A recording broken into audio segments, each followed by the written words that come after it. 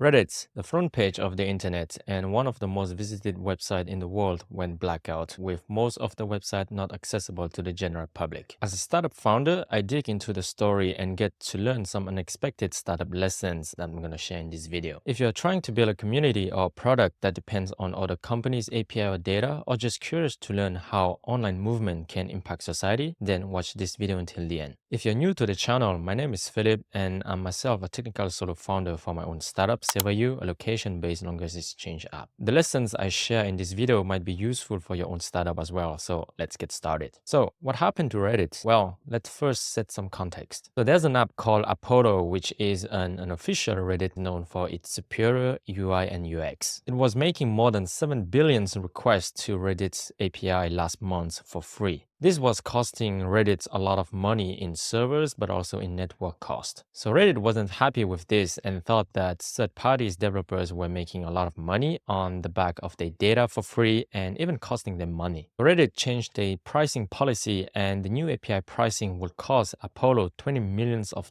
per year. That's something that the solo founder of Apollo couldn't afford it. So Apollo had to shut down. Apollo app was beloved by the Reddit community, and that's why they decided to protest and making thousands of subreddits with millions of monthly active users inaccessible. Another thing to note is that Reddit's high quality and moderation are provided for free by volunteers. In contrast, Facebook spends more than $200 million per year just for content moderation. So without these volunteers, Reddit wouldn't exist. These events highlighted the delicate balance that exists between platforms and their users, especially when the platform relies heavily on users-generated content and volunteer work. So here's the first lessons I've learned from a startup founder point of view. If your business depends on another company's API or data, then be prepared to shut doors at any time. This is a harsh reality, but it's something that you need to be aware of. Your business could be thriving for one day, but the next day you could be facing a shutdown because of the changes in those API pricing or policies. This is not a hypothetical scenario. It has happened to many startups in the past. Let's look at another example. Twitter recently shut off its free API and it was breaking a lot of apps, and one of them was blackmagic.so. So it was a better Twitter analytics product built by an independent developer called Tony Dean. Tony wrote about his experience in one of his newsletters that I highly recommend to read. Here's the takeaway. So he sold his business for $150,000 at a loss, even though he had rejected a prior offer at $500,000 just a few months before the Twitter API change. That's what happens when you play in someone else's playground. Similarly, in 2018, Instagram did something big, so they changed how often apps could talk to the API. This happened because all of the issues related to the Cambridge Analytica scandal. Before, apps could talk to the Instagram API up to like 5,000 times every hour, but now Instagram said nope.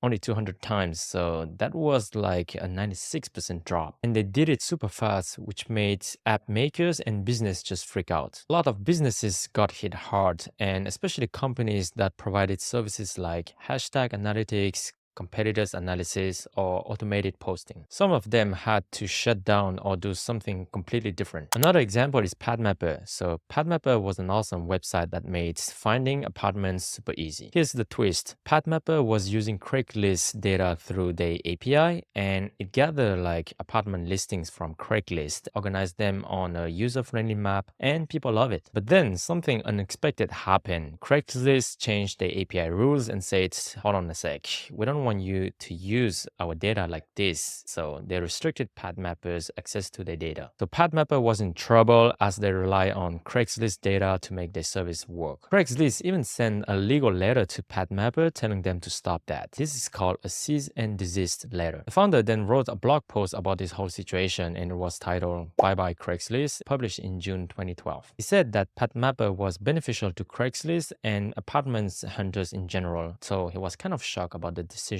But despite that, Craigslist wanted to protect their data and not letting others make use of it without directly benefiting them. So it's crucial to understand that platforms will protect their data and APIs at all costs. For example, Google and Apple Store will take a 30% cut in commission for in-app purchases, or 15% if you earn less than $1 million a year. This is a common thing for this kind of platforms. For example, Amazon takes up to 50% cut on every item sold, so half of your selling price is gone to Amazon. Online courses hosting platforms also take a huge cut from the course creators' revenue, up to like 70% for platforms like Udemy or Coursera. This may seem like a lot, and it is, but it's important to remember that these platforms provide a large audience and marketing support, making it easier for course creators to just focus on making the content where they are best at. That's why every company's dream is to become a platform so they can control their data access and make money from all the transactions. Another important lesson I learned from the Reddit blackout is the power of community. The protests by Reddit's volunteers just show you how a strong community can impact a platform decision. We've seen similar movements in the past as well, like the GameStop stocks movement in January 2021. Basically, retail investors on Reddit's subreddit called Wall Street Bets caused GameStop stocks price to skyrocket. This caused significant losses to hedge funds who had bet against it. That's the power of community. It was just like a group of people online who managed to put huge financial institutions on their knees. So building a strong community is as important as building a great product and business model. But we need to remember that those communities can be sometimes bad and good at the same time. They can help people, but they can also be places where people are mean and extreme. For example, Twitch streamers who entertain people with their live streaming activities sometimes face persistent harassment and threat from certain online communities. This includes receiving like disrespectful comments and sexist remarks, as well as more extreme forms of abuse like doxing. Basically, doxing is revealing personal information such as addresses, phone numbers, or workplace details with the intention of causing harm or fear to the person. The constant fear and abuse can cause significant impact on the streamer's mental health, but also personal safety and even their ability to continue their streaming career. Deepfake is another concern in online communities. Deepfakes are manipulated videos and images using AI technologies to put one person's face on another person's body or change their expressions. While these can be made for fun, they also can be used for harmful purposes. Deepfakes can spread misinformation, harm someone's reputation, enable blackmailing, or even steals people's identity. They are also a threat to privacy by manipulating anyone's image without permission. So to address this problem, we need to create tools around it to detect deepfakes or creating laws against their misuse and just in general educating people about the risk. Spoiler alert, just watch one of the episodes of Black Mirror and you will see what I'm talking about. So having a strong community is not always sunshine and rainbows, and expecting everyone to behave respectfully and care about others is just unrealistic. If you are building a startup with communities, it's crucial to find ways to take advantage of the benefits of a community while reducing potential dangers. Communities can achieve amazing things until they don't. They can make or break your platform, and it's still a work in progress for my own startup SewaYou, so we'll see. So what's your takeaway from all of this? Just let me know in the comments. If you want to know the hard lessons and the ugly truths of building a social network startup, then watch this video here. If you enjoyed this video, like, share and subscribe, and hit the bell notification to avoid missing startup lessons I've learned while building mine so that you can apply to grow your own startup as well. Thanks for watching and see you in the next one. Bye.